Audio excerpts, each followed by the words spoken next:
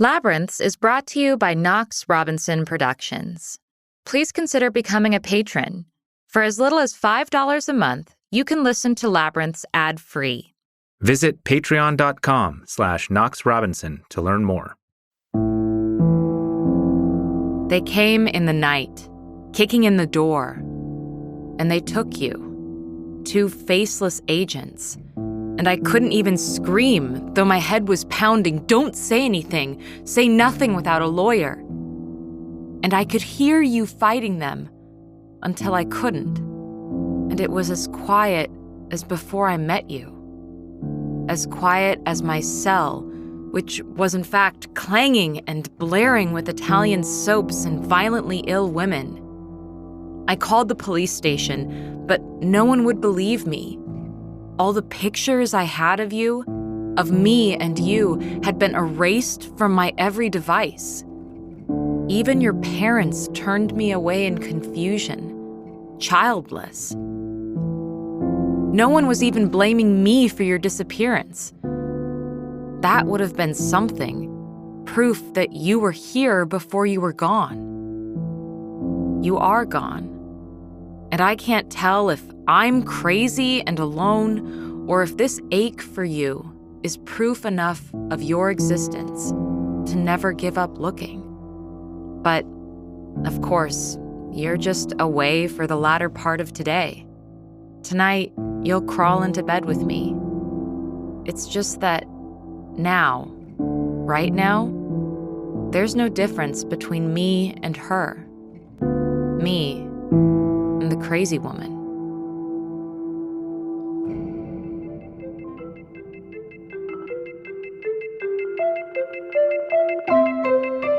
Feeling lost?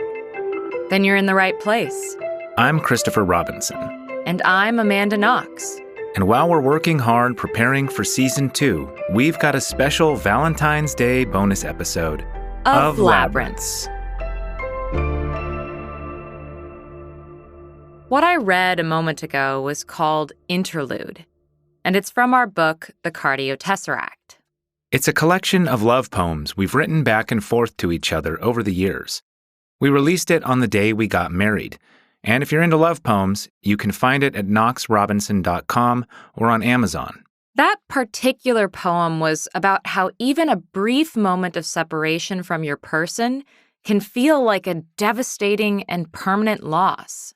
Love is a hell of a drug. Today, for this special Valentine's episode, we're going to get a little bit mushy. We'll be talking with Amanda's grandparents who've been in love, gosh, how long is it? Like twice as long as I've been alive. Amazing. And since people keep asking me, we're going to start this episode by telling you our own meet-cute story. Which, you want to just jump right in? Yeah, okay. So I have to take you back to my unanchored years. Between 2007 and 2011, I was in prison for a crime I didn't commit.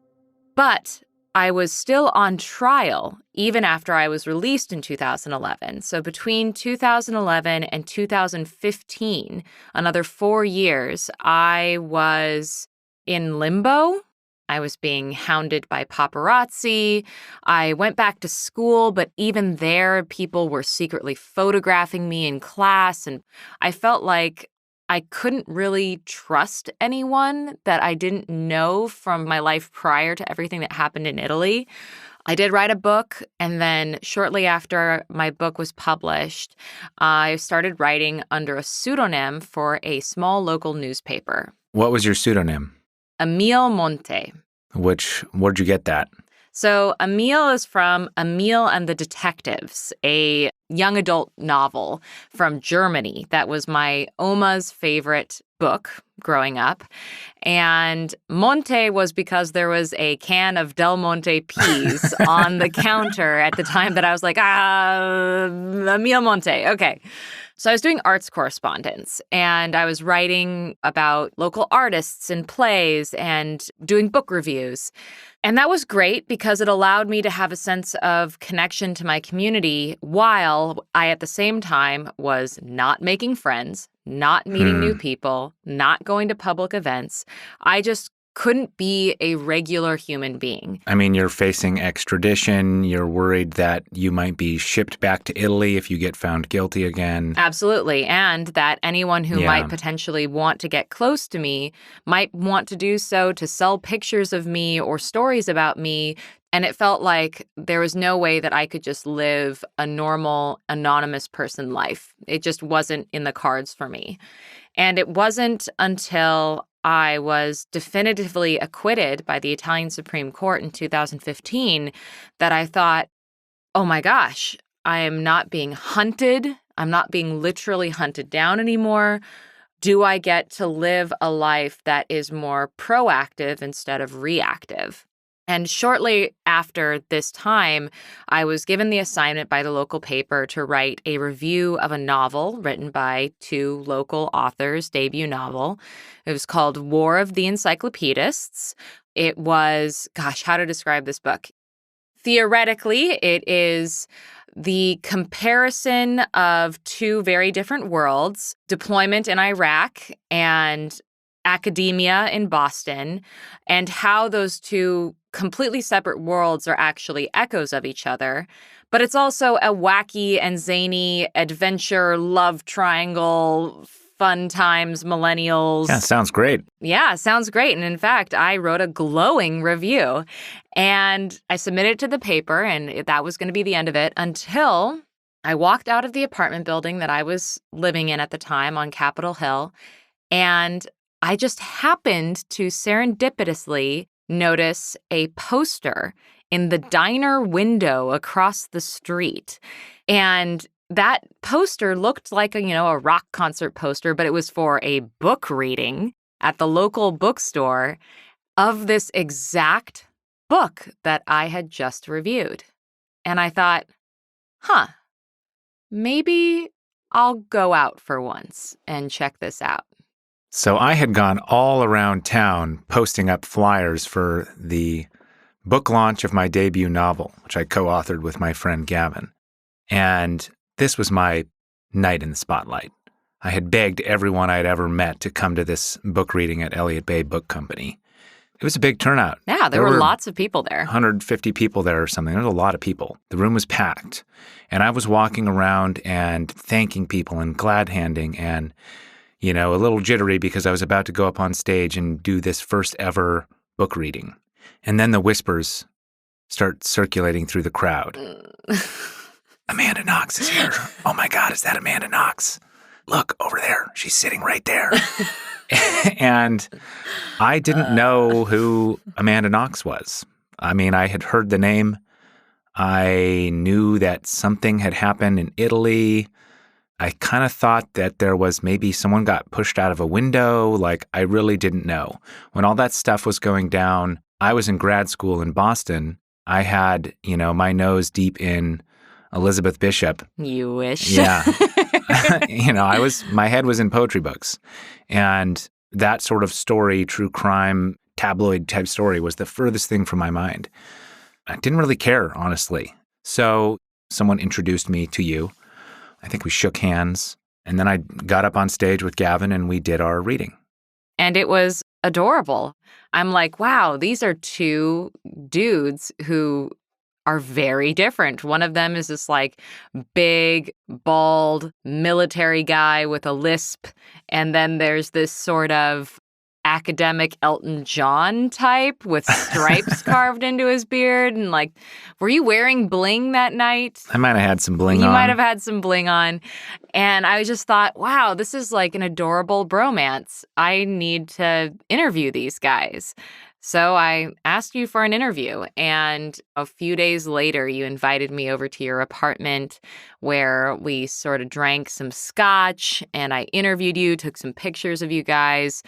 We ended up watching Star Trek and wandering around the neighborhood, and it was a blast. I had a great time hanging out with you and Gavin. And at the end of that, Gavin gave me this big bear hug.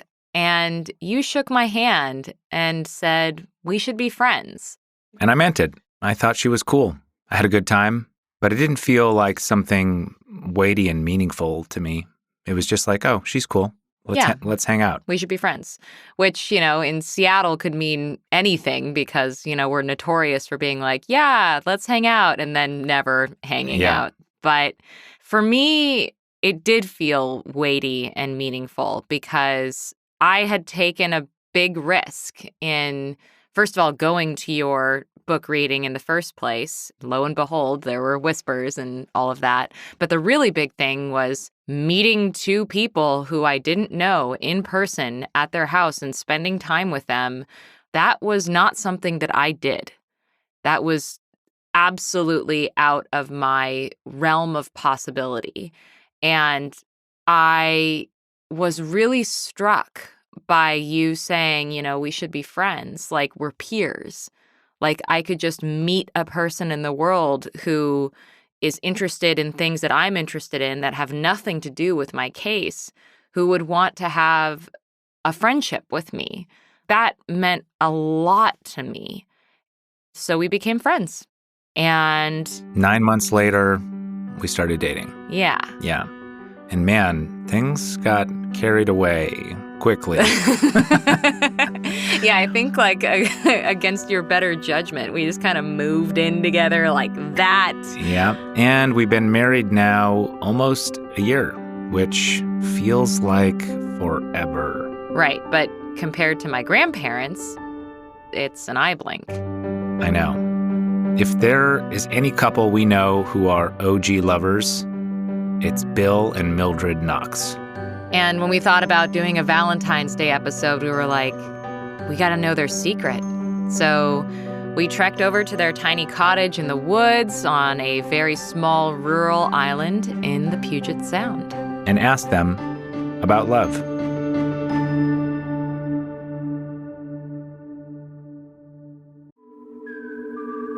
We could give you lots of reasons to support Labyrinths on Patreon, including ad-free episodes and exclusive patron-only content.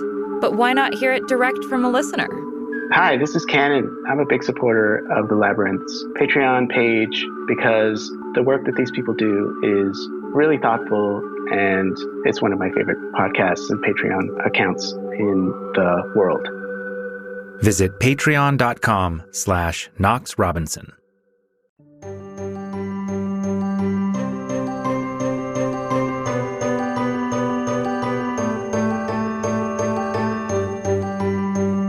We went to high school together in Olympia. That's my grandma, Millie, my dad's mom. I had my eyes on him. I liked his looks. I was good looking. And he was, I had a car, Model A Ford. That's my grandpa, Bill.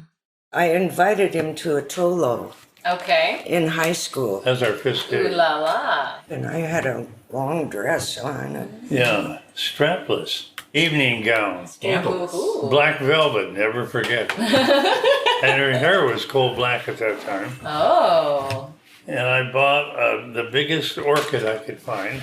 Which Perfect. got squashed when we danced. Oh. Well, that's we a good danced sign. That was the beginning. And then the years went by. And I was going to school at And the he was university. going to the university, and I don't know, I didn't meet anyone I wanted to go further with. And he insisted on seeing me. How did he insist? He would call, and then he kept coming over. Didn't you? Yeah, the big problem was that her dad liked me. That's sweet. Yes. Oh, yeah. Was your dad hinting hey? Well, it was kind of a hint when he made a bedroom for me in the basement. Well, No, I was working at Boeing and going to school. And I didn't have a lot of time to court. And I'd go up after I get off work, and then I'd have to go out to the university where I was living, and it was just too much. So he made a bedroom down the basement for me, which we still have the same bed. is that the same The bed? same bed, dear. Wow. Yeah. Bill was studying to be an industrial designer, and one of his professors pushed him to apply to the Art Center College of Design in Los Angeles. Which is kind of tough to get in. I don't know why they let me in. Because of your background at Okay, I guess at the university. And they all recommended you Yeah. or something. And by this time, we were getting pretty friendly. And I went over and I said, hey, I've been accepted. I'm going to Art Center. I'll see you when I get through school. And I said, I'm going to Art Center too. She said, now or You're not never. going without me. Now or never. All I right. said, now or never. Now, the actual asking of the question, who actually said, will you marry me? I did. He did. Yeah. But only after she was like, you know what you have to do. And we got married and left. Okay. How long have you guys been together? 67 years on January the 29th. No. How has your marriage changed over the years? Have there been different seasons the It's same? always been, we've always been in love. Oh yeah. That's all I can say. Yeah. Okay. Before we were married, it was really weird because I didn't feel like I had any say in it. There wasn't anything I could do. I was so much in love, I just couldn't. You were a man possessed. Yeah, really. They spent a few years in Los Angeles in the mid-50s, Bill in design school and Mildred supporting the two of them by working at an aircraft parts company. And when Bill graduated, he found a job right away, back in Seattle. 5353 West 3rd Street. They partied for a few years, their words, until about 1960. Yeah, Right. and then I said, I want children. Yeah. But it wasn't happening. What do you call it when you lose your baby? Miscarriage. I kept having miscarriages. Yeah. Having just had a miscarriage myself this past summer, it's honestly a little shocking to hear how cavalier my grandma sounds about it from this distance. But it's also exactly what I've come to expect from her. So we adopted your dad. Yeah. Yeah. And that. And fixed then it I right got up. pregnant. And they rolled with it. Bill and Millie, I was learning, have a lot of practice at acceptance. They picked up their toddlers and moved to the island they still call their home. At first, they were able to rent a small cottage until they got kicked out when the house was foreclosed. The owner hadn't been paying the mortgage. Right. He was getting his rent money and gambling with it. He was going to the track. Poor guy. But they rolled with it. Bill called up an old fraternity brother who'd become a lawyer. He said, I'll fix it for you. And I think he charged us $75. And he basically bought the house for us. Oh. And it was, he'll laugh, $12,950. That was it. Wow. We lucked out and got the place. It was a bit of a wreck. Those were good old days. Kurt attracted a lot of neighbor kids, He is a charismatic person.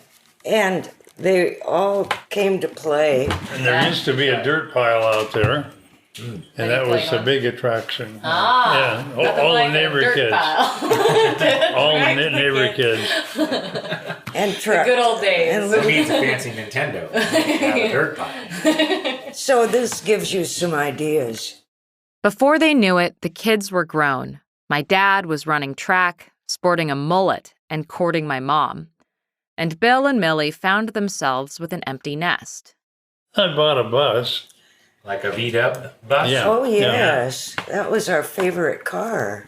And I wish I'd never gotten rid of it. Where did you go in your bus? Everywhere. Mainly, yeah, Canada, everywhere California, Oregon. Yeah. And we did a lot of hiking and Fishing. Yep. Bill pulls out an old photo. 4 men standing on the rocky shoals of a river, thick forest behind them, a row of fish hanging from a stick in front of them. God, that's a big fish. Are you in this Yeah, photo? I'm the one on the left, I think. That's you, the goofy-looking one? Yeah. That's right. You got it. You got it. Big old fish. That was 43 pounds. Wow. That's the biggest fish I ever caught. 7 miles up the Queets River. When I think of my grandparents, I think of the Pacific Northwest. It rains, and sometimes you get rained on. That's their attitude. They almost seem like spirit animals for this place. They even ran a lodge up at Lake Quinault on the Olympic Peninsula for a few years, nestled right into the rainforest. 4 cabins and on the lake. How long ago is this? Oh, What decade are we in? And Little Richard. Little Richard. Yeah. I was thinking the music of that time. Oh, Okay, all right. What was on the radio when you were Right. cleaning the cabin? and who cleaned the cabins? Yeah. Who repaired the cabin? Ah. Oh, it's 60 years old, and nobody had ever done anything to it. They were falling apart, and the owners were the worst part. But We'd we- still be there if it hadn't been for the owners. Oh, I doubt it.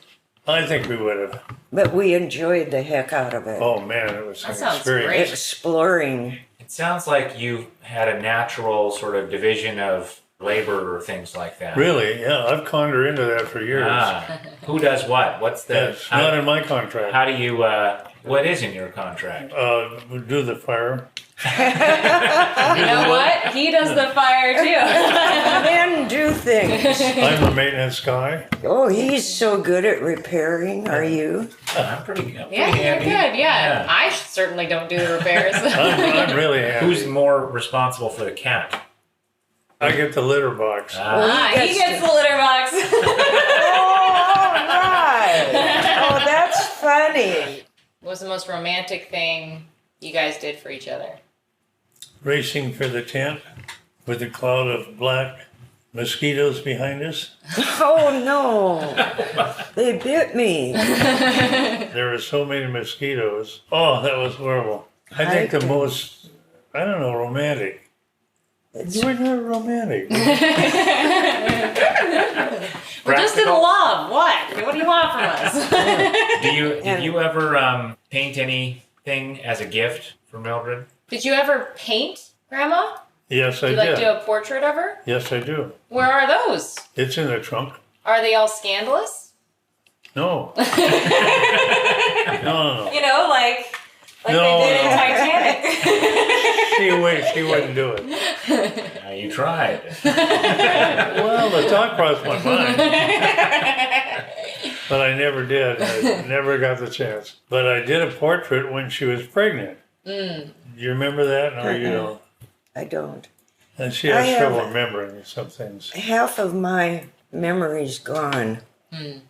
Over the years, have there been little habits that are perpetual annoyances? Does he ever leave his socks on the floor kind of thing? Or no?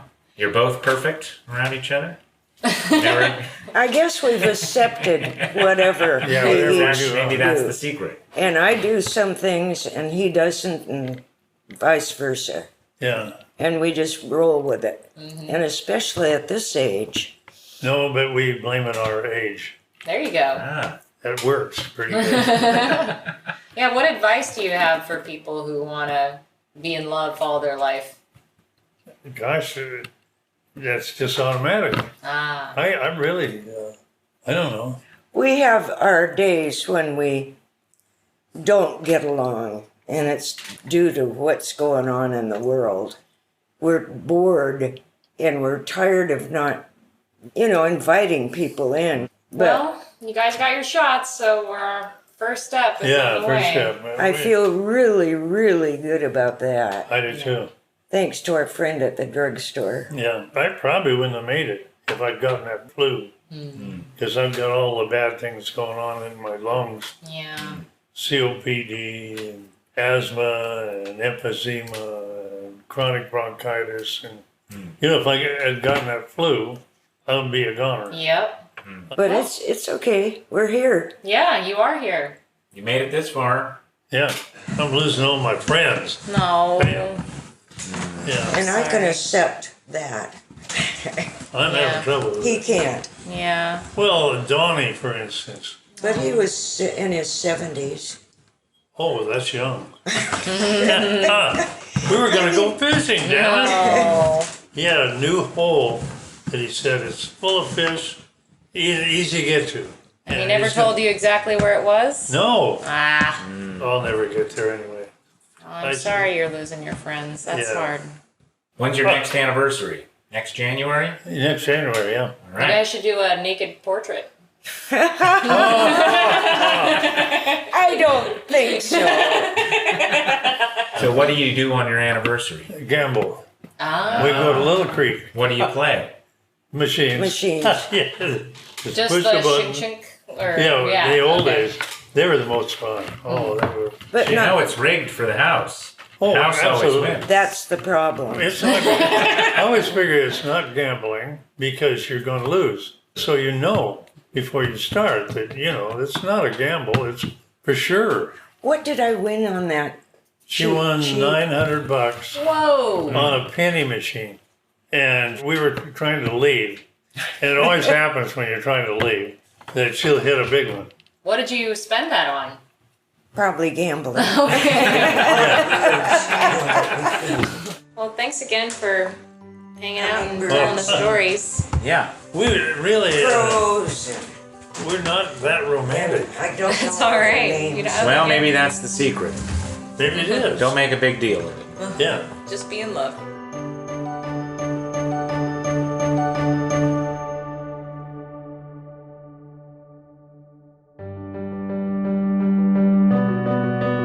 Well, thanks for telling us your love story.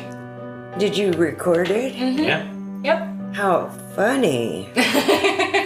So Why would you do that? it's a good question. Yeah, it's hard to explain to an 88-year-old what a podcast is. But I think it's more than that. I think your grandparents are just anchored in the present moment. Yeah, I mean, they can't even find their mementos. Like Grandpa Bill did that painting of Millie when she was In pregnant. the trunk somewhere. Yeah. I really appreciate that attitude. It's not backward looking. It's also not forward looking. Like it mattered then and life is different now, so different things matter. Like having coffee with your granddaughter. Yeah. So what are we taking away from this? Certainly not romantic gestures. I think it's maybe radical acceptance. Hmm.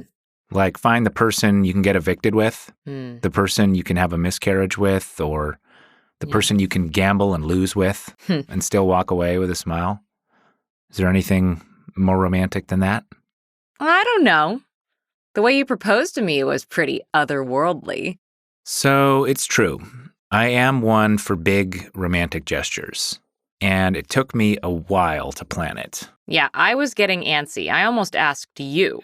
And I saw that coming and had to somehow reassure you that wheels were in motion without revealing it. I've been planning how I was going to do it for almost a year. The problem was we were around each other like 24/7, so Yeah. I barely had any time to get ready. And then finally, I think you had to fly to the East Coast to film an episode of the Scarlet Letter Reports, right? Yep. Yeah. And I had a few days to get everything in place. Yeah, I think it was 2 or 3 days. Yeah. So I come back from filming the Scarlet Letter Reports and I do what I normally do. I live in my pajamas. I think I was working on a wizard cloak at the time. I was sewing a wizard cloak. For Halloween, right? Yeah. I was sewing for Halloween. And gosh, you sort of took out your phone and started filming me.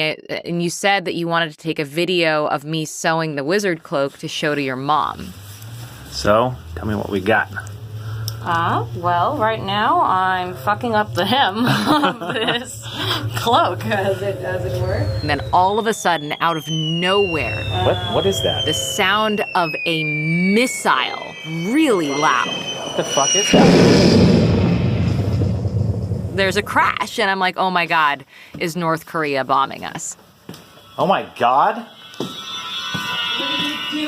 So you don't seem worried at all.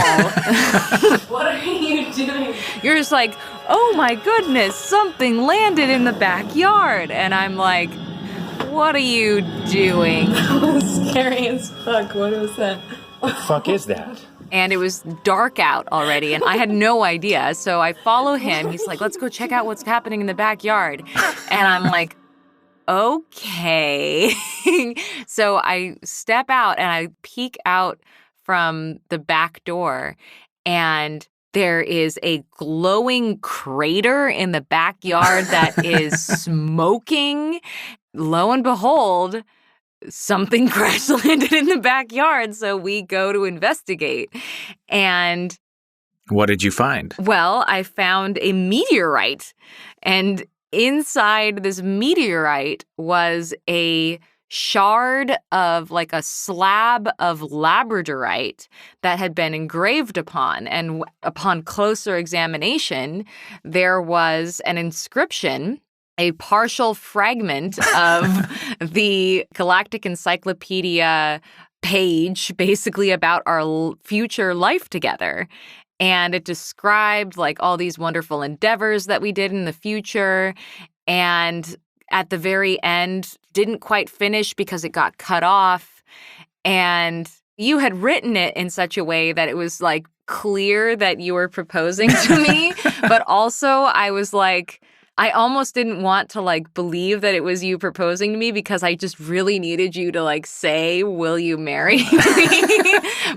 Well, and then I said, if it's already happened in the future, then I guess that means right now will you marry me? Yeah, basically. And I was like, duh.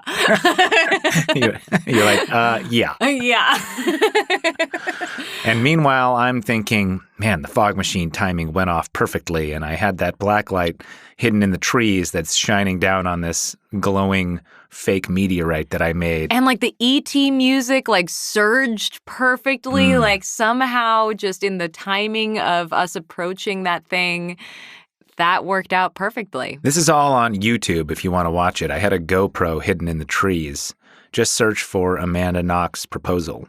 Right. So that was amazing. I was so impressed. I felt so lucky. And of course, that whole sci-fi proposal really just set up a story. You know, we could have had any kind of wedding, a Harry Potter wedding, a normal wedding, whatever. But like, you already sort of built in a story. What is this Galactic Encyclopedia? Why is there a meteorite crash landing through space and time to land in the backyard that is causing you to propose to me? Like, it already itself had it baked in this story. So we just kind of yes-anded that. And that became... And that led to a crazy time travel themed wedding. Yeah, escape room wedding, because we were like, well, we can't not have puzzles and games at our wedding, so... So when it comes to romance, I guess we're kind of the opposite of your grandparents, right? Yeah. I mean, we do lots of big romantic gestures. We've always done that. But I don't know. I think when it comes to radical acceptance, that's been something I've been having to figure out since I was facing 26 years in prison. That's true. And I guess I had to figure out that when I fell in love with you, because it comes with harassment from the media and from internet trolls, and it's a complicated thing to be your husband. Yeah, I'm sorry about that. A lot of baggage. Well, it's worth it. No. And so it goes. So it goes. Is that an appropriate sentiment for Valentine's Day? Yeah. So it goes. Why not? So it goes. So it goes. Thanks for joining us for this bonus episode of Labyrinths. Stay tuned for Season 2. And in 2 weeks, it'll be our 1-year wedding anniversary. Whoop, whoop. And we'll have another special bonus episode for you. We have been tight-lipped about the wedding for the last year, but we're finally going to tell you all about the crazy sci-fi time travel madness. And we're even going to release some photos from the wedding, if you can solve some puzzles with clues hidden in our next bonus episode, and in the poems of our book, The Cardio Tesseract. Speaking of, do you want to take us out on another poem? Sure. This is called End Credits. All love poems end with a declaration of unknowability, for naming a thing destroys it. That, or they end with something sexy, because the flesh and its movements can never really be captured in words, even fucking beautiful words like palpate and envelope. So as this love poem ends, allow me to note the incalculable curve of your buttock and the sage geometry of the philtrum dent above your lip, which tells me a truth I cannot here name, though it keeps me awake, even in death. Find us on Twitter, at Amanda Knox, At ManUnderBridge, at knoxrobinson.com, where you can also find links to the Cardio Tesseract. And please subscribe, rate, and review us. And with as much decorum as possible, badger the hell out of your friends and family to listen to Labyrinths. This episode was written by us, edited and sound designed by Chandler Mays, with theme music by Josh Budo Karp.